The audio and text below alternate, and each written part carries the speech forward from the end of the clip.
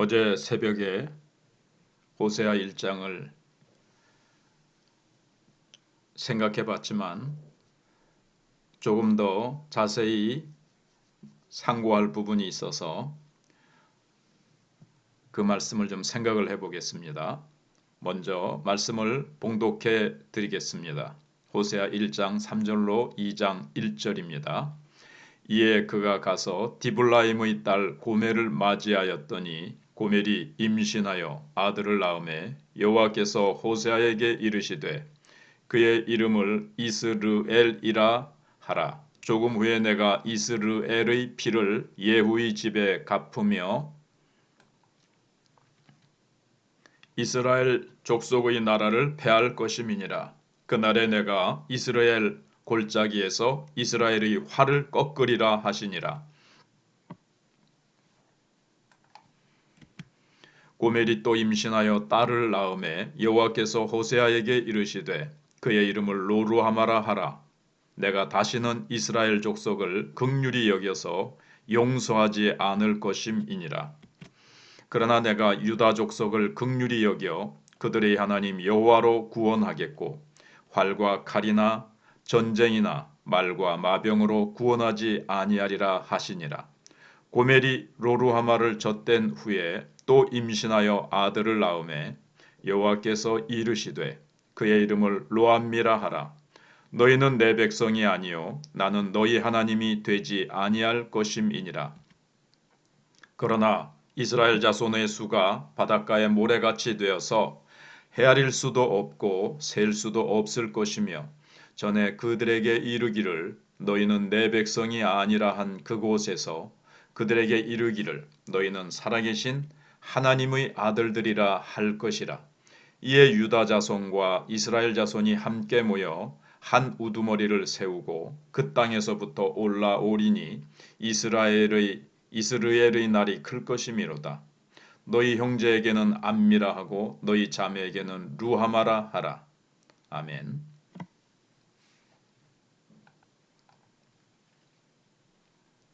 먼저 3절로 9절까지 말씀에서 고멜과 그녀가 낳은 세 자녀를 통한 메시지를 생각해 보겠습니다.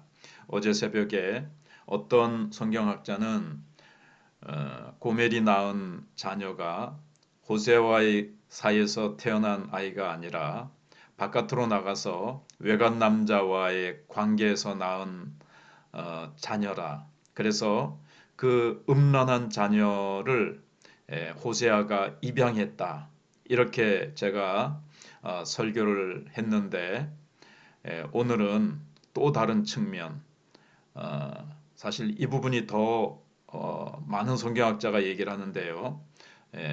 호세아가 고멜과 결혼해서 세 자녀를 낳았다라는 관점에서 생각을 해보겠습니다. 고멜과 그녀가 낳은 세 자녀의 이름은 각각 메시지를 갖고 있다는 겁니다.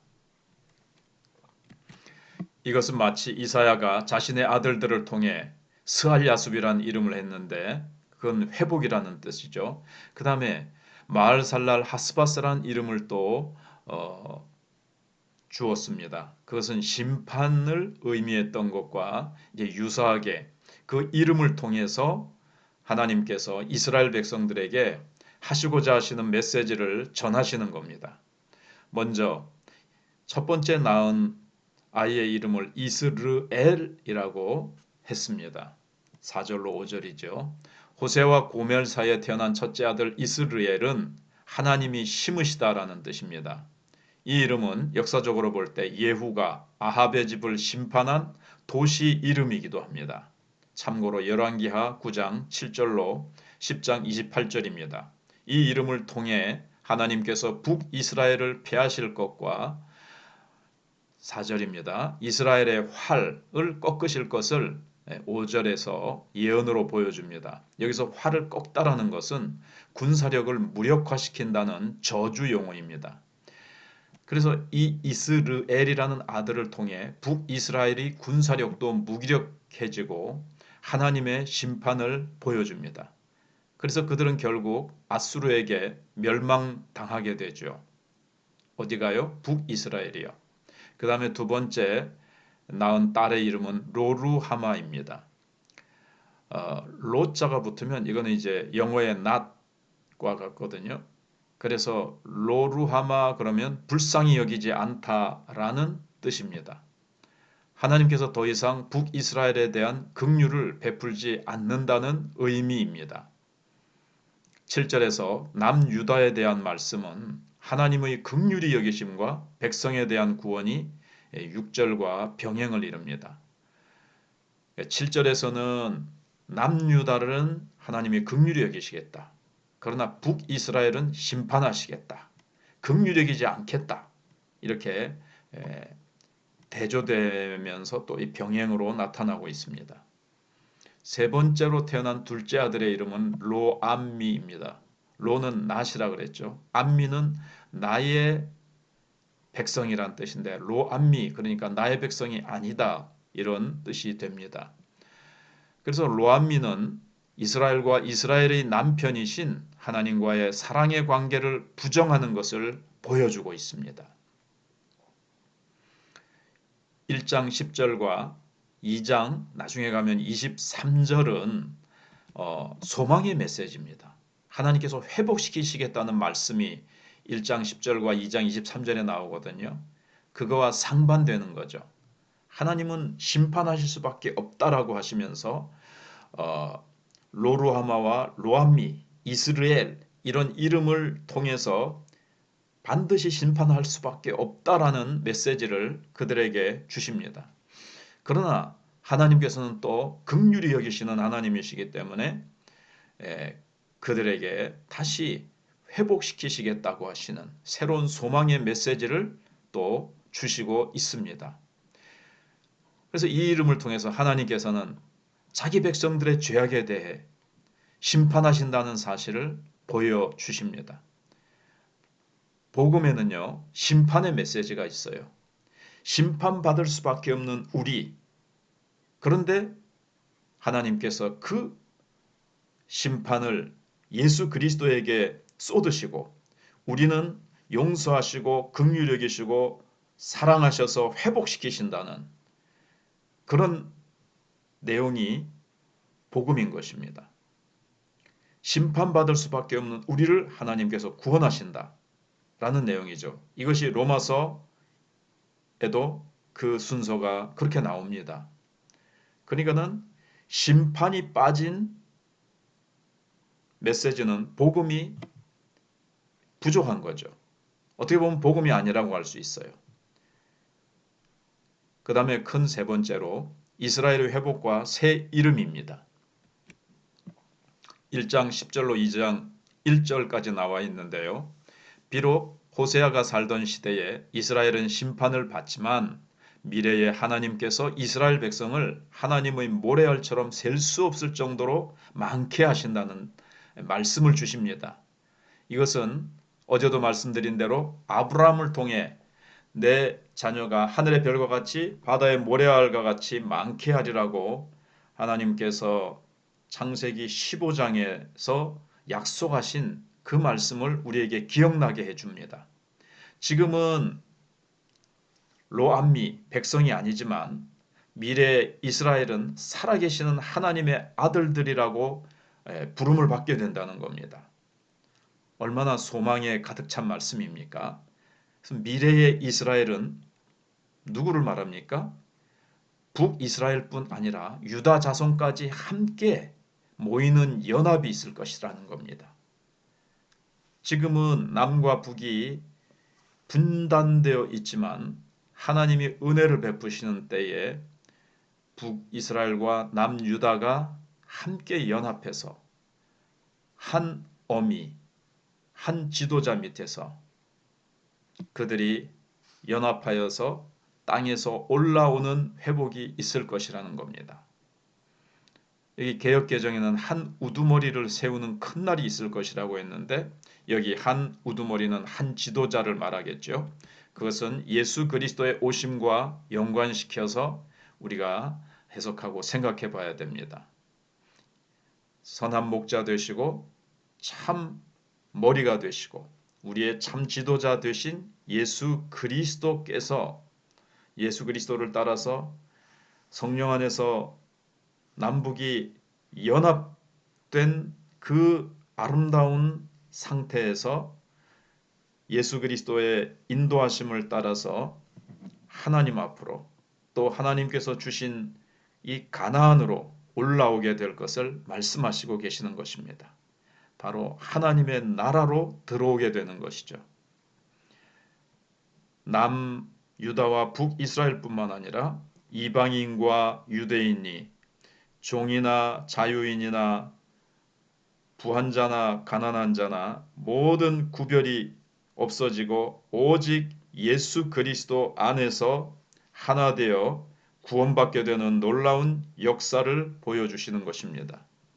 육적인 이스라엘과 유다의 통일된 미래의 회복은 바로 그리스도를 통한 영적 이스라엘을 말하는 거죠. 신약시대의 교회는 영적인 이스라엘이요, 새 이스라엘입니다.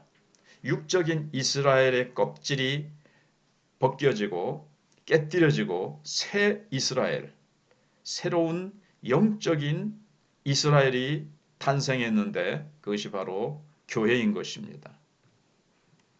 이런 회복의 징조로 2장 1절에서 하나님께서 형제에게는 새로운 회복의 이름인 암미, 형제에게는 암미라 할 것이요. 나의 백성이라는 뜻이죠. 미라는 뜻이 바로 이 영어로 하면 my, 나의라는 뜻입니다. 그래서 암은 이제 백성이니까 암미, 나의 백성. 자매에게는 루하마라 하리라, 긍휼히 여기실 것이라는 것입니다. 아까는 로루하마, 긍휼히 여김을 받지 못한다고 했는데 로자가 떨어져 나가고 하나님께서 긍휼히 여기시는 이름을 부르도록 하면서 바로 이 이름은 회복을 확증해 주시는 이름이요, 하나님께서 회복을 확증해 주시는 메시지인 것입니다. 이름을 통해서 하나님의 미래의 소망의 메시지를 백성들에게 주시는 거예요. 그 이름을 부름으로써 하나님의 회복이 반드시 있을 것임을 믿게 하십니다. 자, 그러면은 1장 1절에서 2장 1절까지의 이 말씀을 생각해 봤는데 적용과 설교 포인트를 한번 생각을 해보겠습니다. 우리의 삶이 하나님의 메시지가 되어야 한다는 겁니다. 설교자는 말씀을 전하는 행위로만 메시지를 전하는 게 아닙니다. 오늘날 많은 설교자들이 설교 시간 자체만을 설교라고 생각하고 설교에 대한 많은 연구와 시간을 투자하는 게 일반입니다. 그러나 본문에서 설교 외적인 메시지는 바로 선지자 호세아의 삶입니다. 하나님께서 호세아에게 주신 명령은 하나님의 사랑을 그 시대에 보여주라는 것이었습니다. 요나도 이방인에게 자비의 하나님을 보여주기를 요구받았지만 설교만 하고 사명에 대해 마음으로는 복종하지 않았으며 아수르의 영혼들을 진정으로 사랑하지 않았음을 요나서 4장이 보여줍니다. 여기에 반해서 호세아는 창녀였던 아내와 결혼하라는 그 말씀에 순종합니다. 그러니까 삶 속에서 순종했 거죠, 행동으로. 그리고 그녀가 낳은 자녀들까지 맡아서 담당하면서 또 아이들을 낳아가면서 북왕국은 더 이상 소망이 없고 심판밖에 없으며 나아가 하나님과의 관계까지 단절되었다는 메시지를 그의 이 가정, 패밀리를 통해서 보여줍니다. 이것은 설교자가 보다 폭넓은 목회 전반의 삶을 통해서 성도들에게 하나님의 메시지를 보여줘야 한다는 근거를 의미합니다. 강단에서 설교 행위로만 그치는 것이 아니라 강단 밑에 내려와서 가정에서 그리고 그의 삶 전반에서 하나님의 말씀대로 순종함으로 설교자의 삶을 통해서 성도들에게 본을 보이고 영향력을 끼쳐야 된다는 것을 보여줍니다. 또 이제 성도들도 전도하는 신앙 행위를 통해서만이 아니라 세상 속에서 자신의 삶을 통해서도, 다시 한번요, 자신의 삶을 통해서도 하나님의 사랑을 나타내고 하나님의 살아있는 메시지가 돼서 많은 사람들을 그리스도께 인도해야 한다는 뜻입니다. 말로만 예수님에 대해서 전하고 행동과 삶은 그거와 반대로 그것과 괴리가 있는 삶을 산다면 그의 복음 전도의 메시지는 힘을 잃고 말 것입니다. 자, 그 다음에 두 번째로는 남유다. 유다의 자손으로 예수 그리스도께서 오시죠. 그래서 다윗의 자손 예수여 하는데 이제 이 다윗에게 붙은 지파가 이제 유다거든요. 그래서 이 남유다만 긍휼히 여기심과 구원을 받습니다.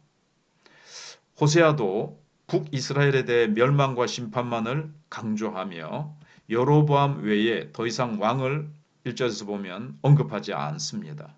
이것은 참으로 남유다가 합당한 하나님의 계보임을 인정하는 것이고 하나님께서는 로르하마를 통해 유다 족속만을 구원하신다고 약속하십니다. 오늘날 하나님의 심판은 모든 죄인들에게 임할 수밖에 없습니다. 심판도 복음의 주요 요소인 것입니다. 죄인인 인간들은 스스로 구원할 수 없으며 오직 심판만이 남아 있습니다. 그러나 예수 그리스도의 계보를 통해 하나님의 구원이 우리에게 임하십니다. 한 지도자이신 예수 그리스도와 관련해서 그분의 이름을 고백하는 자만이 하나님의 구원을 약속받는 것입니다.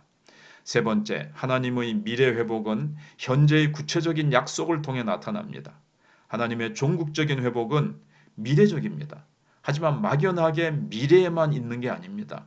구속사는 예수 그리스도를 통해 이루어졌습니다. 그리고 궁극적인 회복 역시 예수 그리스도의 재림과 함께 일어납니다.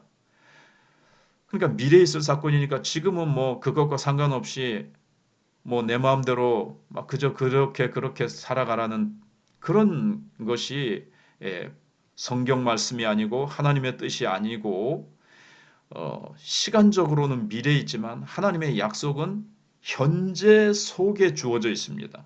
그래서 우리는 미래를 바라보면서 현재를 아름답게 능력 있게 가꾸어 나가며 헤쳐나갈 수가 있는 것입니다. 어떻게 보면 미래의 약속을 지금 나의 현장 속에 가지고 들어와서 미래의 소망을 붙들고 살아가니까 염려 없이 담대하게 목적을 향해서 달려갈 수 있게 되는 겁니다. 현재의 어려움과 아픔들을 고민들을 염려할 수밖에 없는 것들을 미래의 승리의 약속, 회복의 약속이 있기 때문에 그것을 붙들고 나아갈 수 있게 되는 것입니다. 이것이 바로 성경을 통해 약속하신 말씀들이고 이것이 바로 약속의 말씀의 능력입니다. 호세아 시대에 주신 메시지도 바로 암미, 나의 백성, 그 다음에 루하마입니다.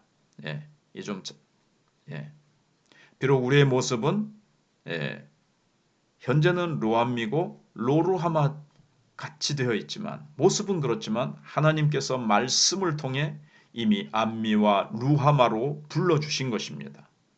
현재 이루어주신 약속을 믿고 나아갈 때 그러니까 현재 나의 모습을 보는 것이 아니라 하나님께서 반드시 이루실 미래에 내가 하나님의 백성이요 내가 긍휼 여김을 입은 존재라는 것을 내가 붙들고 살아가야 된다는 것입니다. 그럴 때 우리는 더 풍성한 삶을 살 수 있게 되는 것입니다. 아멘.